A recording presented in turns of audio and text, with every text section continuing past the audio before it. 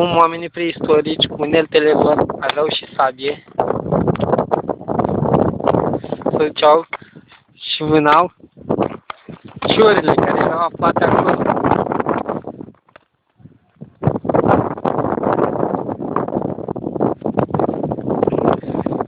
Cioara era hrana de bază a oamenilor preistorici.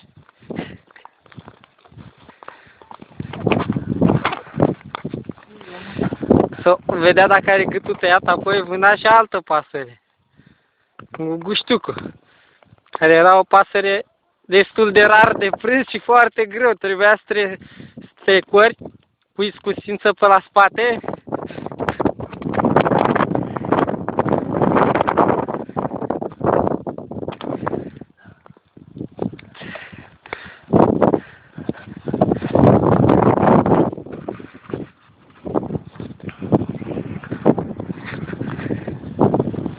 El o jumulea pe loc, pentru că Fulgi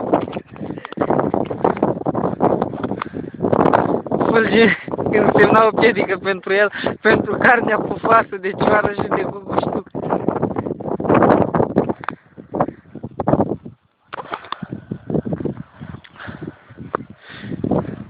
Jumuleau, apoi aripile. Sau nu, aripile le lăsau.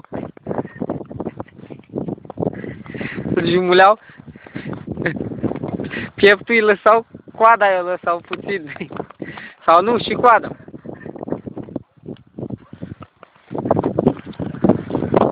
Cioara era o delicatesă cu tot cu pene, așa că îi se lăsau penele.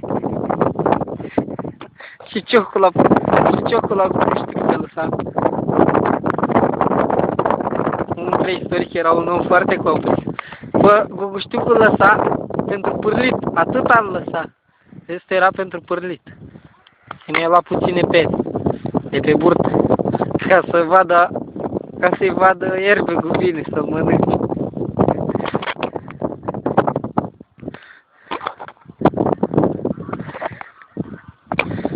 Acum îi lua cioara.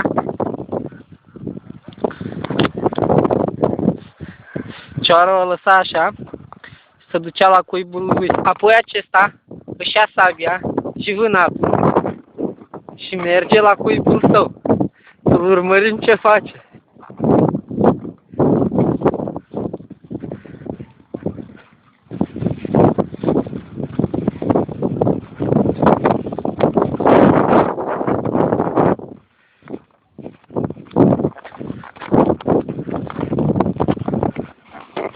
Mai întâi ea prepară gugușticul. Văd că a pregătit și un foc aici omul preistoric. Ia gugușticul și îl priponește pe proțap.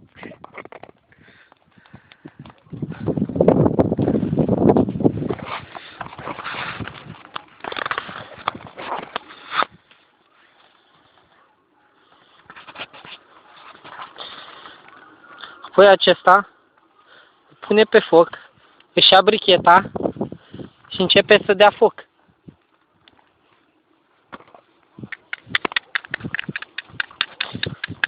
Apoi schimbă partea pe partea dinspre lemn, că vede că vântul nu este bun. Pe el ce stă, mai bate așa o perioadă bună până când focul se va aprinde. Apoi, până la urmă, acesta aprinde focul. Este bucuros că a reușit să aprindă focul. Uitați-vă la el. Sunt foarte bucuros că mâncarea lui va fi gata. Și acum ia o piatră și și-a scute sabia.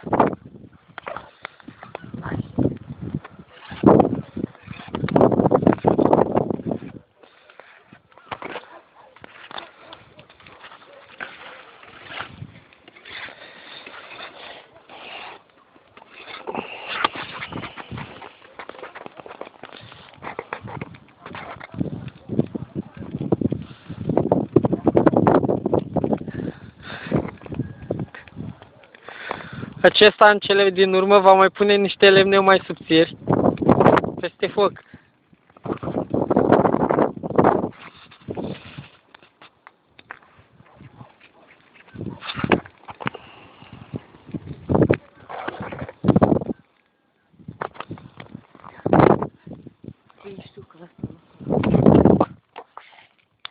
Acesta mai învârte la rotisor cu guștucul.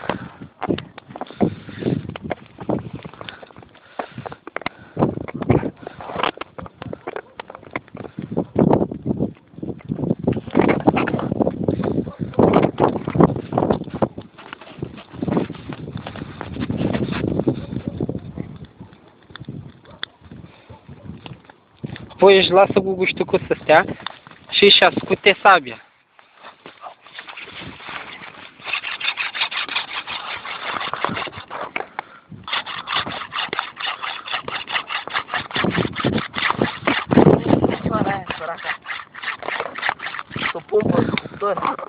Cioara va fi pusă cu tot cu pene pentru că așa trebuie, dar deocamdată nu băgăm cioara. Acum punem cioara.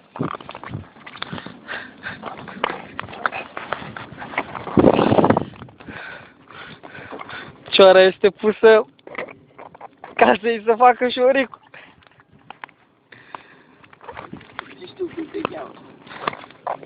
În epoca de piatră, că toată lumea se numea Piatră.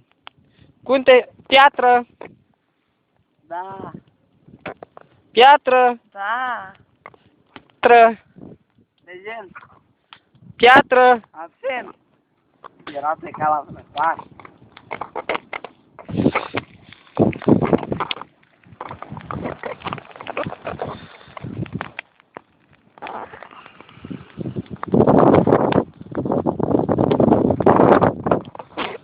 Cioară la grătar.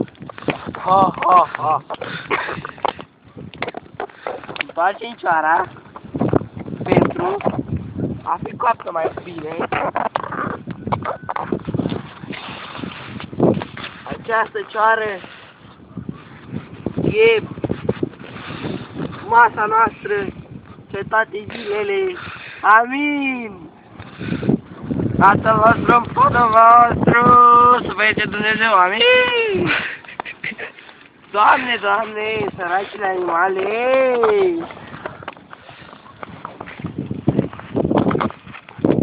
Acest porumbel, săracul de el, trebuie să-l dăm jos să tăiem gâtul. Dacă Dar oamenii preistorici îi mâncau așa, fără să le mai taie gâtul. trebuie să-l prăjim pentru a fiți atenți ce ciolane frumoase are.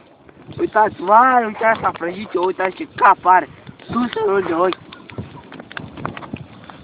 Priviți, uitați-vă, acest cap, uitați ce gușă are, uitați ce cur are nesimțitul. Nu e rușine, doamnelor, domnilor, când timp stă cu porumbelul la blândat.